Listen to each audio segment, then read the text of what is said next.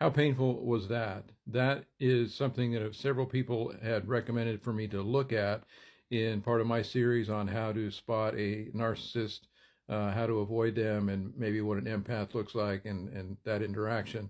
And this is a very good example of that. We have the archetype narcissist that I've been talking about in previous posts, Taylor Swift, and then we have a new empath on the stage, not Sabrina, but now Lana Del Rey.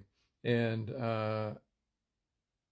Lana Del Rey, if you know her, there's no question in your mind she's an empath. But I will also say you can see it here because, when Taylor's trying to make her do this, take her up the aisle and the like, and Lana doesn't want to do it. Lana ultimately is graceful to her, and in the interest of making peace, goes along.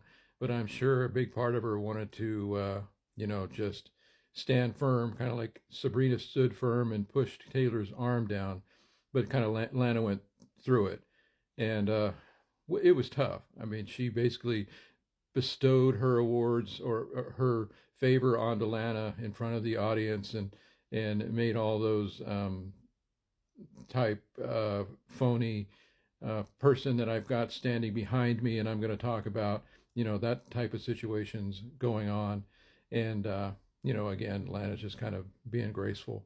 But this is a typical interaction where it's very subtle. The heavy degrading, Lana's going to feel. She's going to know it.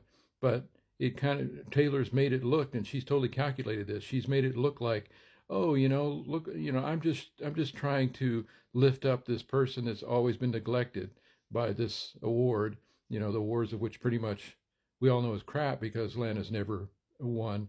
So she's making these type of assertions, again, just to highlight herself and her power and her command over the awards.